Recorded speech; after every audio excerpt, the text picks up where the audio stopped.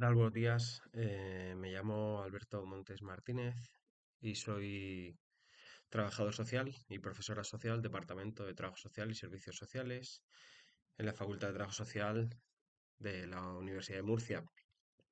Soy autor de la comunicación La salud mental a través del cine, resultados de innovación docente en el alumnado universitario que paso a comentar a continuación. La comunicación se divide en tres partes: una primera parte de introducción, una segunda parte de metodología y una tercera parte de conclusiones y propuestas. Así pues, bueno, pues comienzo con la presentación. Bueno, decir que en primer lugar las diferentes expresiones artísticas han jugado un papel muy importante a lo largo de la historia en lo que se refiere a la representación de la sociedad, sus usos y costumbres, sus tradiciones culturales o su idiosincrasia. De igual forma, han representado de manera más o menos fidedigna las relaciones sociales entre los diferentes miembros que componen la sociedad, permitiéndonos hacer una especie de foto fija del tipo de relaciones imperantes en cada momento de la historia. Esta experiencia docente que se presenta se centra en el cine como expresión artística y en su papel fundamental como reflejo de la realidad social, así como en la configuración de la misma. Multitud de autores han abordado esta cuestión en los últimos años. Así pues, en palabras de Martín Seguimaraes, el cine es una forma de representación social, cultural y política del mundo. Esta narrativa es compartida por López Moreno, que expone que el cine constituye un retrato social y cultural de la sociedad. De la misma manera y en la misma línea se manifiesta Cassetti, que plantea que el cine refleja de forma más directa que otros medios artísticos la mentalidad de una nación. Recogiendo esta idea de que el cine puede ser una representación intuitiva de la sociedad, se convierte pues en una herramienta muy válida para la docencia y la prevención de las problemáticas sociales.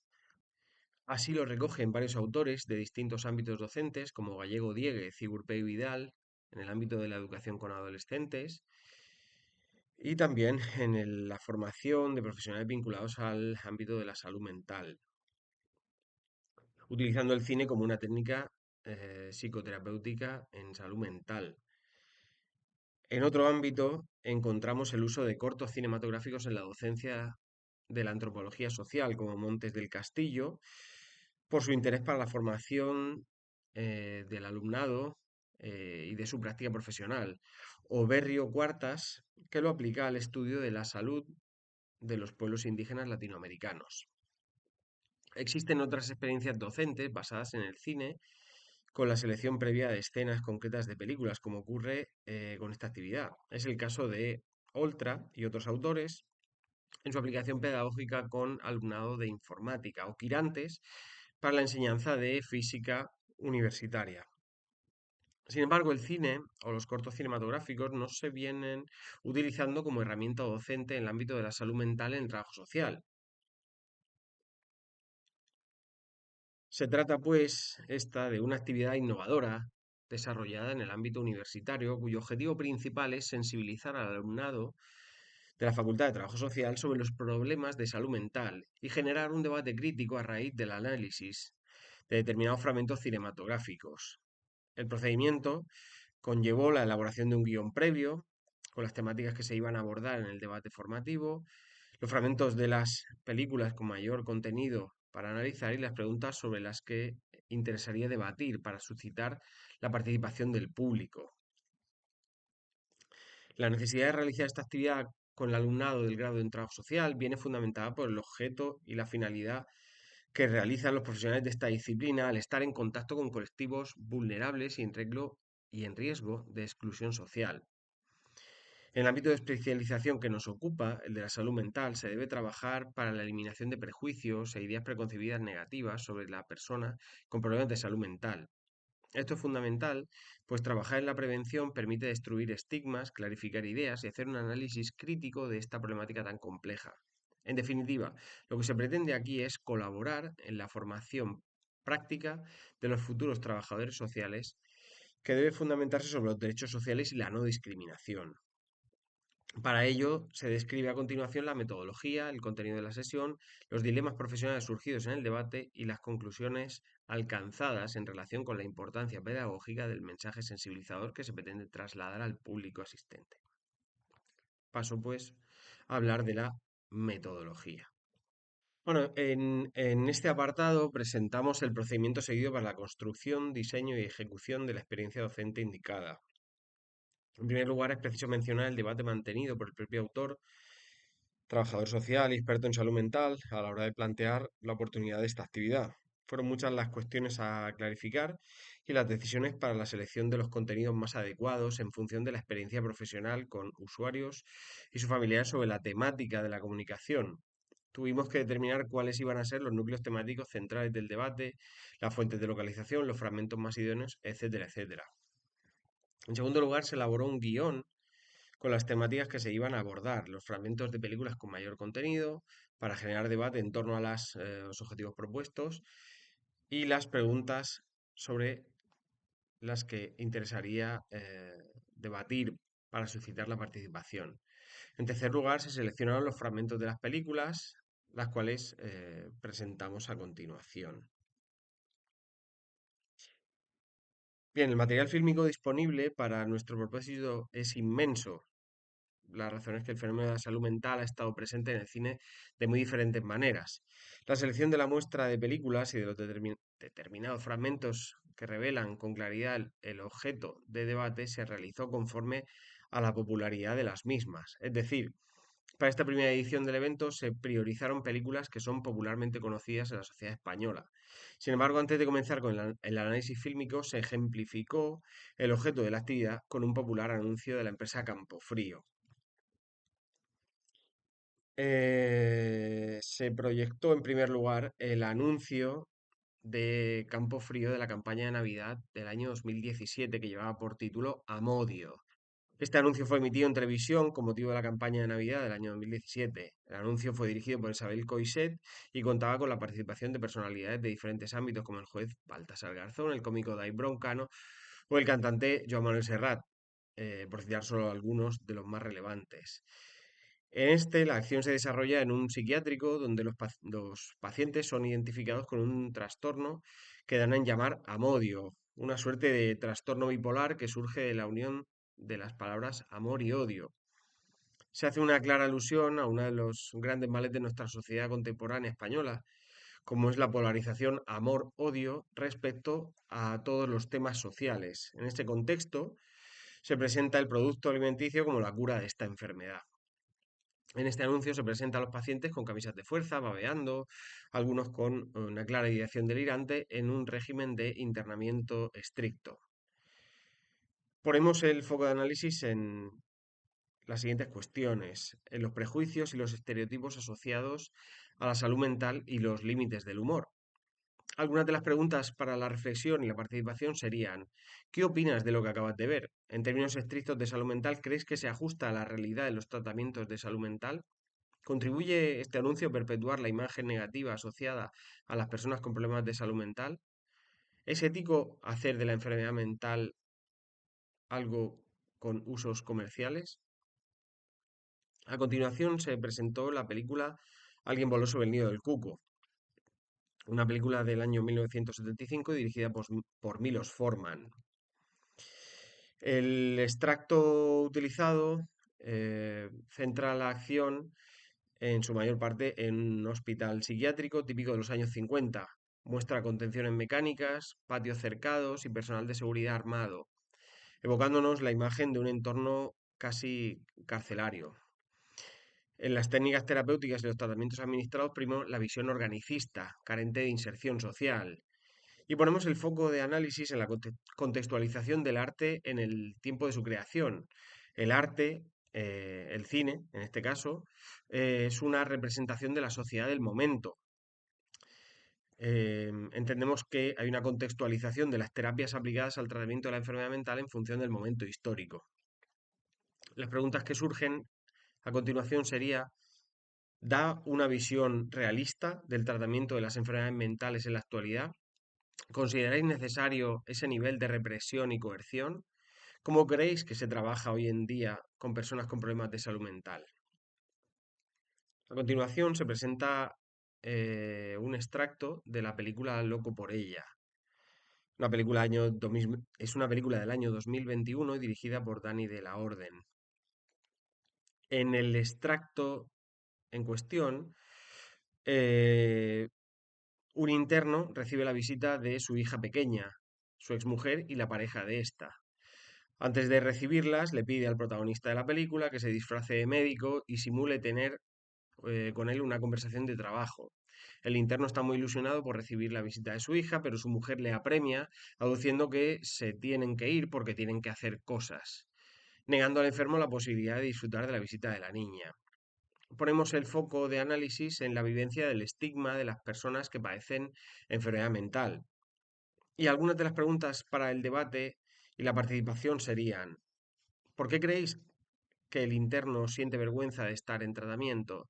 ¿Por qué los trastornos mentales para determinadas personas son algo vergonzoso? ¿El estigma es vivido solo por el paciente o también por aquellos que le rodean? Utilizamos a continuación una segunda secuencia de la misma película en la que la chica protagonista recibe la visita de su padre y su madre. Ellos tratan de animarla poniendo el foco en el esfuerzo y dando a entender que su enfermedad está relacionada con la voluntad. Ella se siente impotente y manifiesta querer terminar la visita cuanto antes, llegando a mostrarse violenta. El chico protagonista aparece para finalizar la visita de una manera más amigable. Ponemos el foco de análisis en el lenguaje y en cómo éste construye realidades que no se corresponden con la experiencia. Las preguntas aquí para la reflexión y la participación serían: ¿pensáis que los trastornos mentales son cuestión de voluntad? ¿Son conscientes los padres de la problemática de la hija desde el punto de vista clínico? ¿Consideráis que la madre empatiza con las problemáticas de la hija? ¿Qué aspectos deberían tratarse con los familiares para mejorar la rehabilitación de los pacientes? Bueno, una vez terminado este bloque, pasamos a otra película que es Joker. Película de 2019, dirigida por Todd Phillips y con Joaquín Phoenix como papel protagonista del Joker. En la primera secuencia, el protagonista se encuentra en un autobús urbano observando la calle a través de la ventana, con la mirada perdida en una clara alegoría de la soledad profunda del individuo. Interactúa con una niña que repara en él, queriendo hacerle reír, pero la madre interviene y finaliza la interacción. El protagonista empieza a reír de manera compulsiva, dándonos muestras de la sintomatología de su enfermedad. La madre de la niña no entiende nada y él le enseña un escrito en el que se refleja su diagnóstico. Ella muestra una cara a medio camino entre el miedo y la preocupación y el desprecio. Acto seguido se muestra al protagonista caminando solo por la calle, evocando una vez más esa sensación de aislamiento social. Ponemos aquí el foco de análisis en la soledad del enfermo frente al mundo que no le entiende y le rechaza. Y algunas de las preguntas que nos planteamos para la reflexión y el debate serían: ¿qué sentimientos proyecta el protagonista y la madre de la niña? ¿Por qué la niña interactúa con él con normalidad? ¿Qué problemas creéis que experimenta una persona con problemas de salud mental? ¿Qué se podría hacer para reducir el aislamiento social en personas con problemas de salud mental? De la misma película, escogemos una segunda secuencia en la que aparece el protagonista manteniendo una charla con una profesional del sector público del ámbito de la salud mental.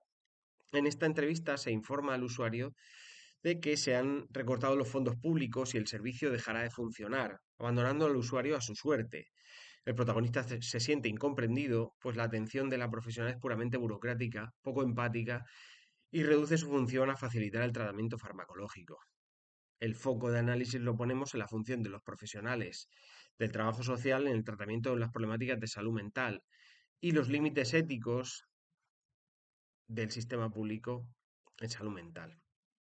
Las preguntas para la reflexión y el debate serían: ¿qué pasa cuando el individuo pierde acceso al sistema de prestaciones públicas?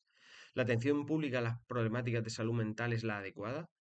¿Cuáles son las funciones de los profesionales del trabajo social en el tratamiento de los problemas de salud mental? ¿Qué tipo de abordaje debería plantearse desde el ámbito institucional y social?